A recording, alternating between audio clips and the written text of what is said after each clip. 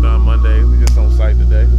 Want to take y'all. I know y'all came out here the first time when I started the flip. Now the flip is closing in 4 days, and I want y'all to see the ending of it, what went into it, some setbacks, unexpected costs, you name it. Just want to see if anybody got any questions off the top from when y'all first came to now. Okay, so can you run your numbers all over again? What you came in at, what you purchased the property with, how much you estimated before you did your work of your repair costs, and then how did that factor into what you actually spent on your repairs, and then how was your budget making sense on that?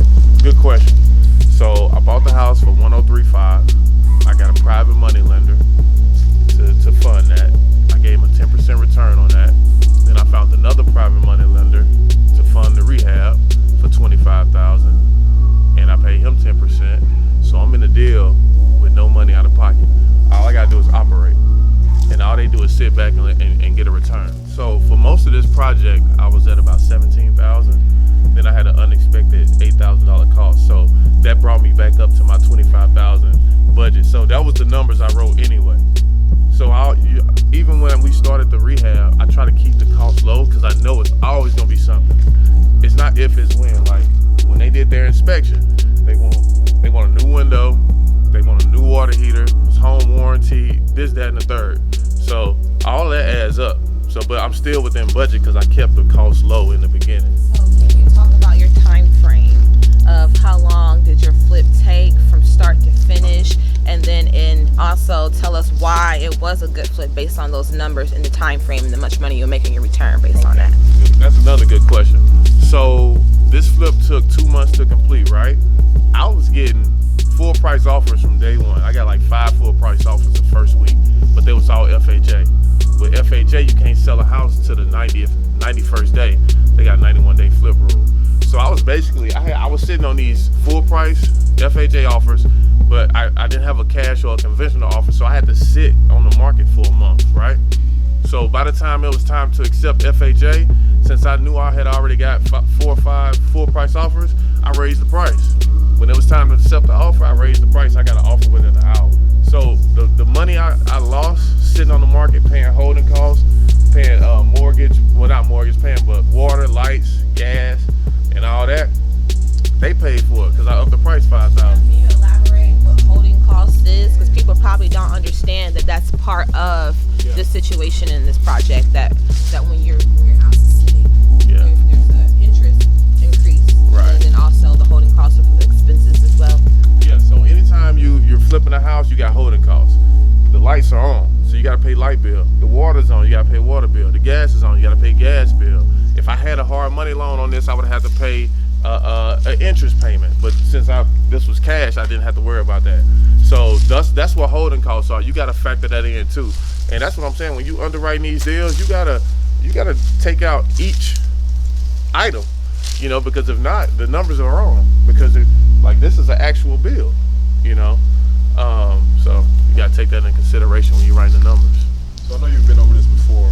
I've seen it in some of your seminars, but I wasn't here to see the initial house before you started to flip it.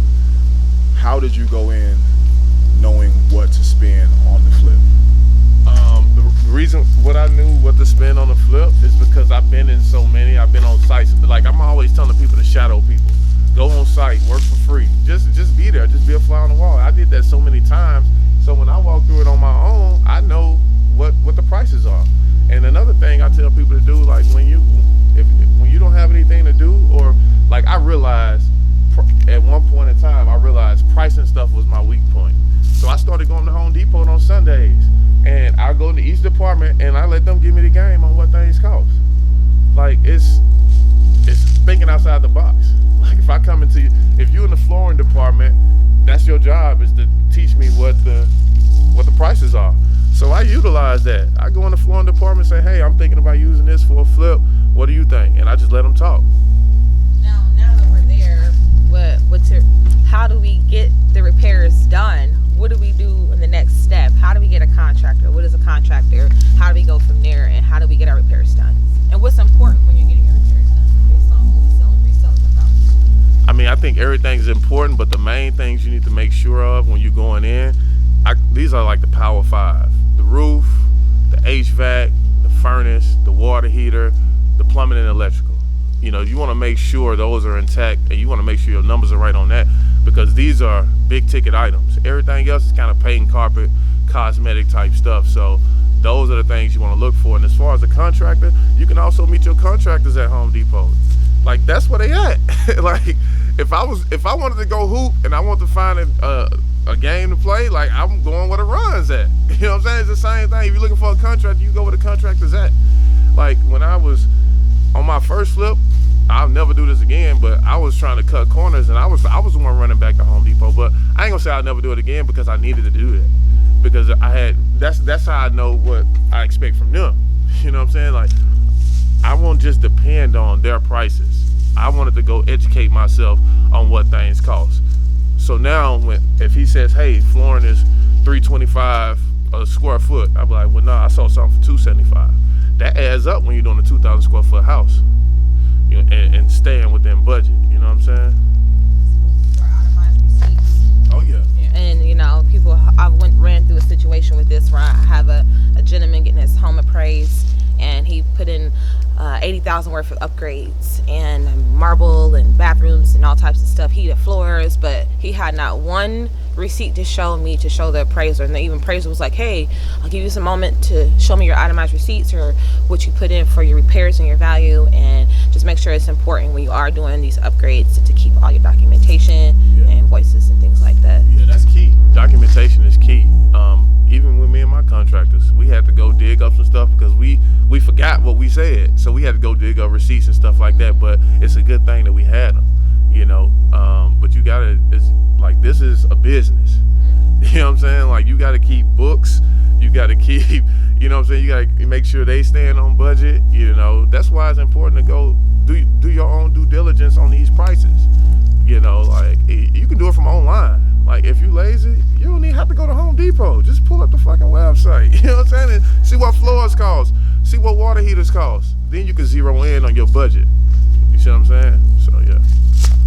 And then another thing, too, I'll say this. If you talk to enough contractors, you'll start figuring things out. You know what I'm saying? Like, I get 3 or 4 quotes on a house. So, if I'm talking to 3 or 4 contractors, I'm going to know what's going on. Whatever's consistent, that's what I'm keeping. We'll talk about your numbers. What did you spend on your bathroom?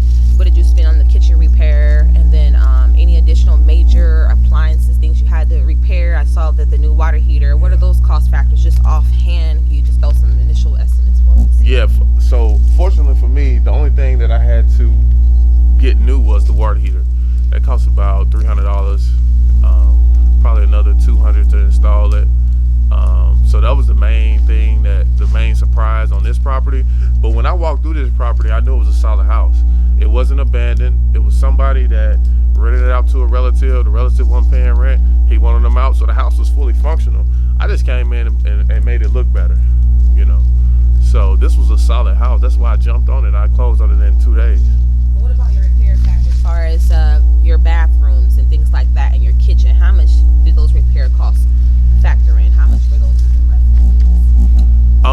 See, I didn't do new everything in this house. So the cabinets was in good shape. We painted the cabinets. Let's go on in. Let's look at it.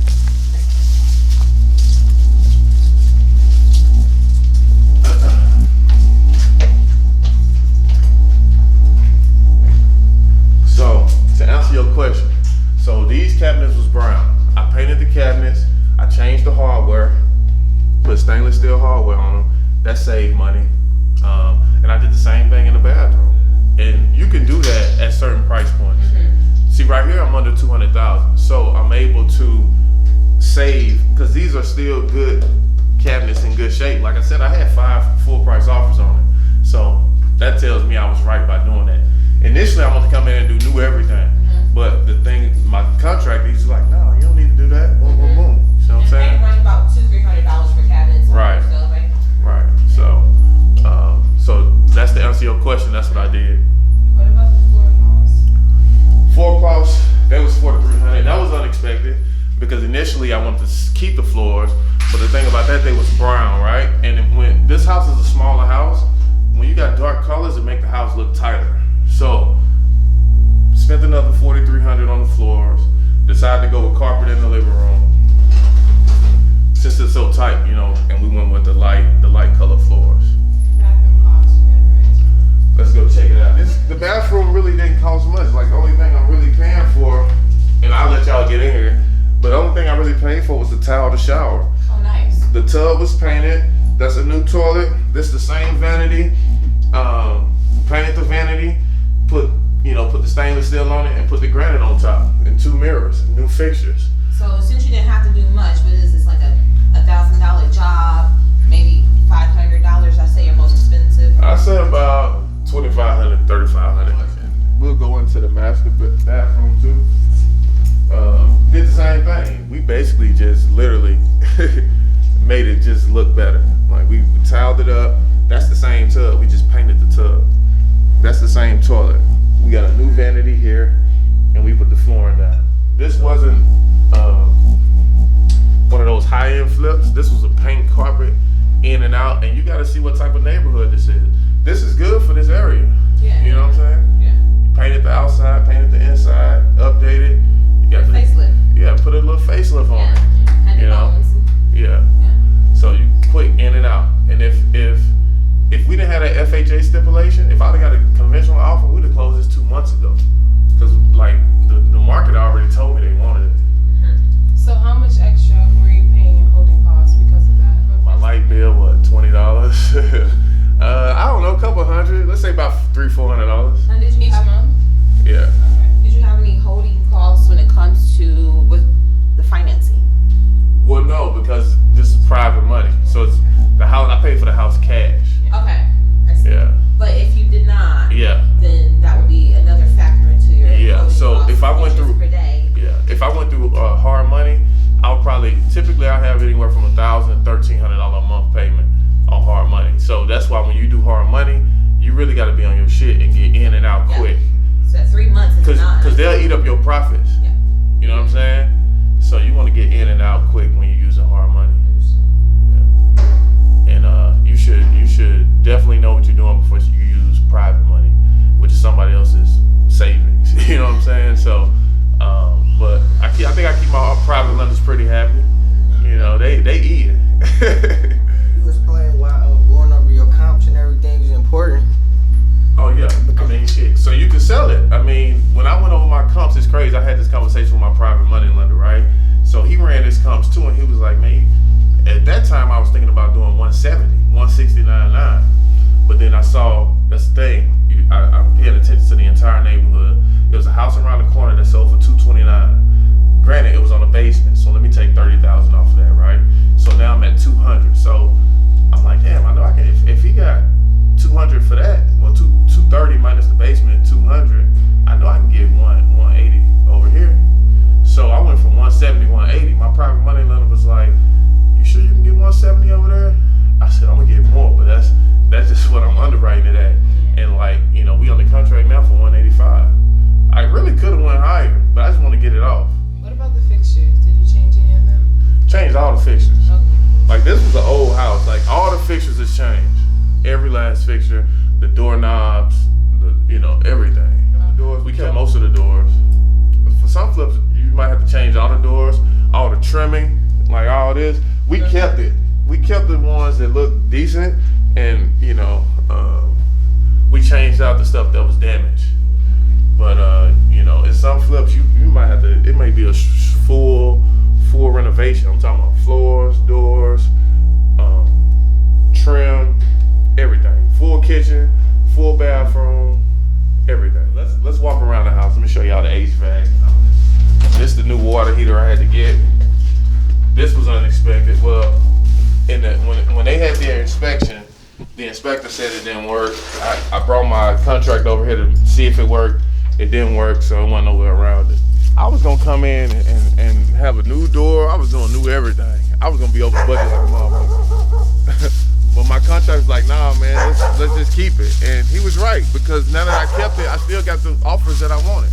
So yeah, I mean, HVAC units one of the Power 5 to look for. Like, we had to come out and service this. They had the inspector come look at it, but we came out and serviced it. I think it cost me another couple $100. Let's walk in the front. I'm gonna show y'all what to look for when y'all looking at a roof. Who know what to look for when looking at a roof?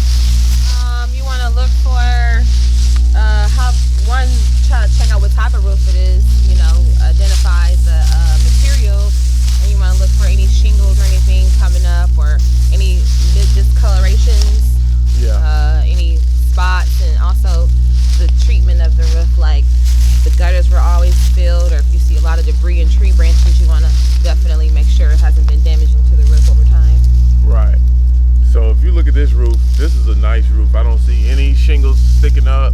I don't see any, spots where I see water entry or anything. But on the flip side of that, if you do need to replace a roof, that's gonna be anywhere from $3,500 to $6,000, depending on the type of roof you get. I replaced the roof on my house, similar to the same subject here, and it cost me like $6,000. Yeah. Then we also had a higher end property, which is like in the $400,000 range, and it cost us $20,000. What kind of roof did they get? A composition roof. Okay. That's what I'm saying. It depends on the type of grade that you're gonna get. Like, I've seen roofs get done for $3,500. But it just depends on who's doing the work. Yeah, it all depends on who you use. Because now you got to factor in labor, materials, and everything like that. Warranty. I guess New York is just a little higher because my mom just got half of her roof done and it cost $7,000. 7? Literally, not even the whole thing. Yeah. Cost of living up there, boy. New York. So when you first come into the property, do you bring your contractor with you the first time, or you do it yourself? Sometimes I do it myself. Sometimes I bring the contractor. Sometimes it just depends on their schedule. Right. So this one, I came down here myself. Then I called the contractor and I met him down here. And then we went over the budget and I hired him on the spot. But it's no wrong way of doing it. But you'll save a lot of time if you go down there with your contractor initially. Yeah. But on the flip side of that, that's for you. But on the flip side of that, I want to respect my contractor's time, because if I see it and I don't like it, I won't want to waste his time. Is it your contractor who goes in and says this is good, this isn't good, or you getting appraised, or like how's that happening? What's that process like? It could be the contractor, but that's an inspector's job. Okay. So you got to get an inspector, somebody like young fella over there, innovative moguls, home inspector. Okay. You know what I'm saying? But like, this the thing. See, like I tell y'all to go to Home Depot and price stuff, so y'all can be. I need y'all to know enough so y'all don't get messed over, right? But that's the contractor's job, right? I also want y'all to be able to look at a roof and tell if it's messed up, look at a water heater to tell if it's, you know what I'm saying? But that's the inspector's job. But still, y'all got y'all knowledge to know, like, hey, I want you to take a deep look at that water heater. I want you to take a deep look at that roof. I saw some shingles missing. You see what I'm saying? So some stuff is for the pros, but you still need to know basically everything. Do the report with a home inspector. If you're not sure, you got a quick question, take a picture of the water heater, send it to him like, hey, what you think of this? And if it's alarming to him, then you can know, hey, I need him to have him come check out a couple little things, because have some of those major factors that seem alarming to me. But I always definitely reach out, send them a picture they don't mind, versus coming out wasting their time. But they can identify it, 'cause that's what they do in home inspections anyway. They look at, they send us pictures to look at the things that are alarming. So they're familiar with the picture game. I'm even gonna take a contract class just so I can know even more. You know what I'm saying? Now that I'm building homes from the ground up, like now I need to know about the underground plumbing, the preliminary stuff before a house even goes on the property. You know what I'm saying? Like, I never built a house before, but I came out the gate. Now I'm doing 4 at one time. But I'm able to do that because, like I said, it's networking, right? So I brought Melissa on. She's a builder. She's my project manager, so I let her kind of run the show. But I'm learning from her. Now I know how to build a house. You see what I'm saying? Same thing if you want to do multifamily or self-storage. You partner with somebody who's got that experience, and that brings you up. Networking, like, you can't lose. If you network constantly, consistently, you keep coming down here on site and learning and everything. Like, every deal I do, I'm gonna do one of these on each property. When y'all send me stuff, like, I'm foaming at the mouth trying to find stuff down here. I was even talking to my contractor. He was like, man, we gonna get some more houses. I'm like, bro, I'm looking. Like, Inventory is low. Inventory low, but that's why I got Joe Jeezy. You know what I'm saying? We post-pro cash offer. So we wholesaling, but we hunting our own deals. For me, the purpose of wholesaling is for us to get the deals first. If we like them, we closing on them. Because this was always my thing with wholesalers. I was like, and that's why I be like, when they give you a rehab budget and stuff, don't listen to us. Because if the deal was so good, they would do it. That's what I'm saying, like, bro. Some don't know how to do it. That's what I'm saying. Know how to read a contract, let alone. Exactly. So I don't think that applies to all. Yeah, you're right. So why, if they can't even read a contract, why in the hell would I listen to a rehab budget from them? Yeah. Like, anytime somebody send me a deal with a rehab budget, I'll be like, oh, you're a GC? You're a contractor? How you come up with these numbers? And they can't seem to understand why it's not a good deal. Right. Like, ever since you showed me how to, like, be specific about getting the ARV, that really was going off of what a lot of them were saying. And then I had one of my investors like question me. He was like, well, how did you get this ARV? Because I'm looking at it and it doesn't make sense. And I asked the wholesaler, I'm like, how you come up with this? And he was just like, send me all this random stuff. And I'm like, no, it doesn't work this way. He was like, oh, you could easily get that for it. And sending me like, I'm like, do you know how to run a comp? I'm like, no, you don't. They don't know how to compare. They don't know how to run comparables. They don't know how to analyze the market. That's important too, because I think that's what helped me when you told me about analyzing the market. Because although you might think your house may appraise for $100,000, it may not, because the house down the street only sold for $80,000 and it's the same house, so nobody's gonna buy it. Underwriting is one of the key parts to even know how to recognize a deal, because once a confused mind says no, right? Y'all heard that, right? So basically, if I didn't know my numbers, I don't know what I'm looking at. I could be looking at the gift horse in the face, but I don't even know. Like, this could be a $200,000 play, but if I don't understand the numbers, I won't know and I'll pass it up. So that's gonna cost you, not knowing how to underwrite deals is gonna cost you more money than you could possibly even think of making, because you don't know when to pull the trigger. So, Yeah, can you tell us how much you profit from this complete deal in pocket out of everything? What did you net after everything? Like what was 40. your? There you go. Yeah, so I'm gonna make probably like 40,000 off this deal. Like I said, I'm all in at 103. You had 25,000 of that. That's one. I'm at 128.5, and I'm selling it for 184. And how long do we have it on the market? And wait, that 3 months. 128.5 includes paying back your private lending, or no? Yeah. That's Yeah. everything. Like, So the 100, I'm paying him back. Okay. Then the 25, I'm paying the other guy back, and then I pay the interest, and the rest is mine. So you get him 10% interest on the 100 and the 25, or on the total sale? No, they don't get no equity. It's basically on their money. Yeah. Like that's the way I set mine up. If you want equity, you got to be in the trenches with it. If you're not in the trenches, you passive, so you getting a passive return. Was 10% your initial number, or like what's the highest you'll go? I know I've done as high as 15% because I need to make something happen quick. Okay. And it's like the thing about and my spread was a little bit bigger on that deal too. Okay. So 15% was the highest I've ever gone. You know, I'll say this. So the banks are paying what? 0.0001% to keep your money in the bank, and I'm paying 10%. Yeah. Okay. You know what I'm saying? But the thing about it, and the way I explain it to them is like, yeah, when you give me this money, I ain't going shopping. Yeah. Your money is right here in this house, and we got paperwork and all that. So it's like you just moving your money from one vehicle to another. You know what I'm saying? Like it's not going in my account. Like he wired me the money, I wired it to the fucking attorney. Yeah. You know what I'm saying? Like it's not mine. We trying to make this money multiply. You know what I'm saying? So that's how I break it down to them. Like if they ask questions, but they already know. Like they ain't get no money return sitting in the bank. You know, and that's why I wanted to do start doing more videos and stuff like that, put myself out there, because now I'm gonna have people coming to me. I got people coming to me now that I'm putting out these videos. Bring me some deals, underwrite them, and we gonna close some shit. For real.